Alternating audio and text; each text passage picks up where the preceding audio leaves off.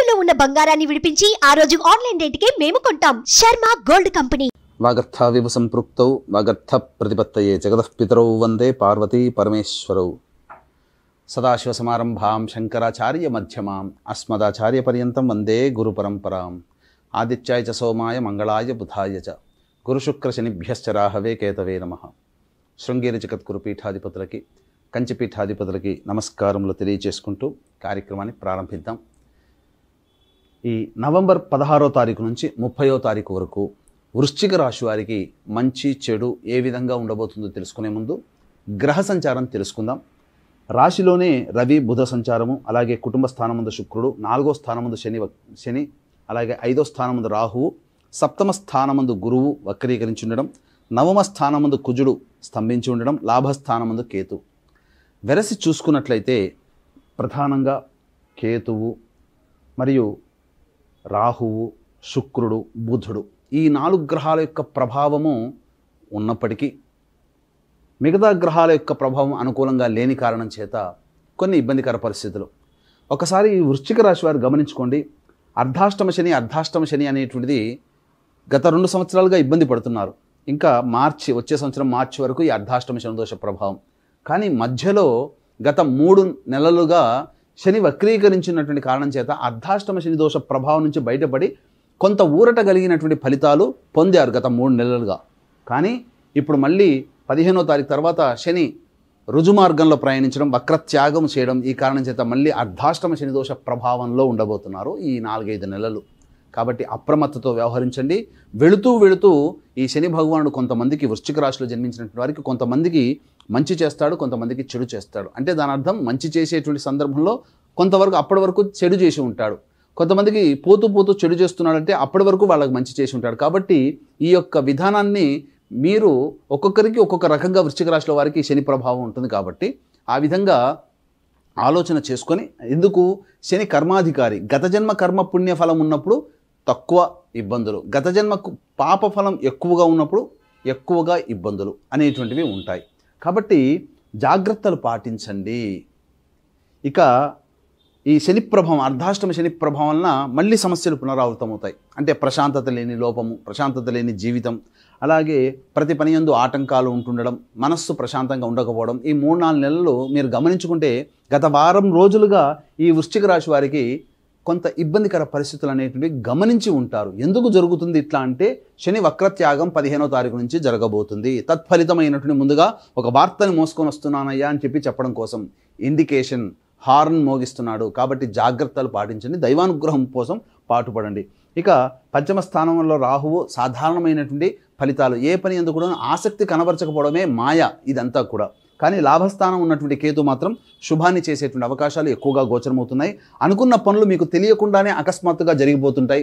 అది తప్పకుండా మంచిదని చెప్పొచ్చు. ఇక ద్వితీయ స్థానం ముందు, కుటుంబ స్థానం ముందు శుక్ర సంచార ప్రభావం కొంత అనుకూలమైనటువంటి ఫలితాలు, వివాహం కావాల్సినటువంటి అబ్బాయిలకి అమ్మాయిలకి వివాహ యోగ్యతలు కలిగేటువంటి అవకాశాలు గోచరమవుతున్నాయి. అలాగే కుటుంబంలో స్త్రీల యొక్క ఆధిపత్యం అనేటువంటిది పెరుగుతుంది. ముఖ్యంగా మంచి జరిగేటువంటి అవకాశాలు కూడా గోచరమవుతున్నాయని చెప్పవచ్చు. ఇక ముఖ్యంగా గమనించుకున్నట్లయితే రాశిలోనే బుధ సంచారము మీకు ప్రధానంగా ధనపరమైనటువంటి సమస్యలు అనేటువంటివి ఉన్నప్పుడు ఆ సమస్యలు తీరడానికి మార్గాలు అనేటువంటివి మీకు గోచరమవుతాయి. చాలు, ఇంతవరకు మార్గాలు ఉంటే చాలు, దాన్ని పట్టుకొని మనం సాధించుకోవచ్చు. ఇక 7వ స్థానంలో గురు సంచారం జరుగుతున్నప్పటికీ కూడాను వక్రగతి ప్రభావము చేత కొంత అనారోగ్య సూచనలు, ముఖ్యంగా ఇండైజెషన్ ప్రాబ్లము, సమయానికి భోజనం చేయలేకపోవడము, ఓవర్ వెయిట్ అవుతుండడం, ఇలాంటి లక్షణాలు అనేటువంటివి వృశ్చిక రాశి వారికి సాధారణంగా కనిపించేటువంటి లక్షణాలు. మళ్ళీ వచ్చే సంవత్సరం మార్చి వరకు ఇలాంటి పరిస్థితులు అనేటువంటి ఉంటాయి. కాబట్టి జాగ్రత్తలు పాటించండి. అలాగే ప్రధానంగా మీ దగ్గర రుణములు తీసుకోవడానికి జనములు ఆసక్తి కనబరుస్తారు. కాబట్టి డబ్బులు ఏమాత్రం కూడాను అప్పుగా ఇవ్వడానికి ప్రయత్నం చేయకండి. ఎంతో ఇబ్బందుల్లో ఉంటే తప్ప మీరు మీ డబ్బుని మాత్రం ఎదుటి వాళ్ళకి ఇవ్వకండి. ఇది అనక ఎదుటి వాళ్ళ యొక్క ఇబ్బందిని గమనించి మీ యొక్క డబ్బుని మీరు అందించే ప్రయత్నం చేసుకోండి. ఇక ప్రధానంగా 9వ స్థానంలో కుజ సంచార ప్రభావం, ప్రధానంగా ఈ యొక్క కుజుడు స్తంభించినటువంటి కారణం చేత వృశ్చిక రాశి వారికి రాశ్యాధిపతి అయినప్పటికీ కూడాను ప్రధానంగా కొన్ని పనులు ఇతరులకు తెలియకుండా చేయాల్సినటువంటి పరిస్థితులు వస్తాయి. ఆరోగ్యం పట్ల శ్రద్ధ వహించాల్సినటువంటి పరిస్థితి. ఇక ముఖ్యంగా గమనించుకున్నట్లయితే ఈ యొక్క వృశ్చిక రాశిలో జన్మించినటువంటి వారికి ఈ కుజుని యొక్క స్తంభన ప్రభావం వలన ముఖ్యంగా కోర్టు సంబంధమైనటువంటి ఇష్యూస్తో ఉన్నటువంటి వాళ్ళు, లేదా కోర్టులు మెట్లు ఎక్కాల్సినటువంటి పరిస్థితి కలగడం అనేటువంటిది జరగబోతుంది. కోర్టు సంబంధమైనటువంటి ఇష్యూలో ఆల్రెడీ ఉన్నట్లయితే వాటికి సంబంధించినటువంటి కదలిక అనగా పురోగతి అనేటువంటిది మీకు గోచరమవుతుందని చెప్పవచ్చు. ఇక రాశిలోని రవి యొక్క సంచార ప్రభావం కొంత ఉద్యోగాల్లో ఉన్నటువంటి వాళ్ళకి కొంత అలజడి అనేటువంటిది గోచరమవుతుంది. కాబట్టి జాగ్రత్తలు పాటించండి. ఎదుటి వాళ్ళతో ఉద్యోగస్తులతో ఉన్నతాధికారులతో కాస్త సంయమనం పాటిస్తూ మీరు ముందడుగు వేయండి, లౌక్యంతో ముందడుగు వేయండి, అంతా మంచి జరుగుతుందని చెప్పవచ్చు. ఇక ముఖ్యంగా గమనించుకున్నట్లయితే ఈ యొక్క సంబంధించినటువంటి ఈ వృశ్చిక రాశి వారికి గ్రహ సంచారము అనుకూలంగా లేకపోయినప్పటికీ కొన్ని గ్రహాల గమన ప్రభావం వలన ఎక్కువ రోజులు ఆనందించదగినటువంటి విషయం ఏంటంటే ఎక్కువ రోజులు అనుకూలమైన రోజులుగా ఉన్నాయి. అనగా ఈ 15 రోజుల్లో మీకు 8 రోజులు అనుకూలంగా లేవు, 7 రోజులు అనుకూలంగా ఉన్నాయి. కాబట్టి ఇక్కడ గమనించుకున్నట్లయితే ఏ వృత్తిలో ఉన్నటువంటి వాళ్ళకి ఎలా ఉంటుంది, ముఖ్యంగా రియల్ ఎస్టేట్ రంగంలో ఏజెంట్లుగా ఉన్నవాళ్ళు, వ్యాపారస్తులు, ఎలక్ట్రానిక్ అండ్ ఎలక్ట్రికల్ రంగంలో ఉన్నటువంటి వాళ్ళు, అలాగే సాఫ్ట్వేర్ రంగంలో ఉన్నటువంటి వారు, మైనింగ్ రంగంలో ఉన్నటువంటి వ్యాపారస్తులు, ఉద్యోగస్తులు జాగ్రత్తలు పాటించండి. ధనము సరైనటువంటి సమయానికి మీకు ధనము లబ్ధి చేకూరకపోవడం, తద్వారా ఇబ్బందులు. ఉద్యోగంలో ఉన్న వాళ్ళైతే ఉద్యోగం సంబంధించినటువంటి భద్రతను పెంచుకునే ప్రయత్నం చేయండి. మీకు ప్రధానంగా ఉద్రేకపడేటువంటి సందర్భంలో ఉద్యోగాన్ని వదిలిపెట్టి వెళ్ళిపోవడం అనేటువంటిది అంత మంచిది కాదు. కాబట్టి తగ్గి ఉండి లౌక్యాన్ని ప్రదర్శిస్తూ సమయం వచ్చినప్పుడు మీరు మారే ప్రయత్నం చేసుకోండి తప్ప అనవసరంగా ఉద్యోగాన్ని మారే ప్రయత్నం మాత్రం చేసుకోకండి. ఇక వృత్తుల్లో అనగా రైతులు అనేటువంటి వాళ్ళు సాధారణ పంటలే వేసుకోండి, కానీ గొప్పగా పంటలు మార్పు చేసుకున్నట్లయితే ఆ యొక్క దిగుబడి సమయానికి మీకు లాభసాటిగా ఉండకపోవడం అనేటువంటి విషయాన్ని గమనించుకోవాలి.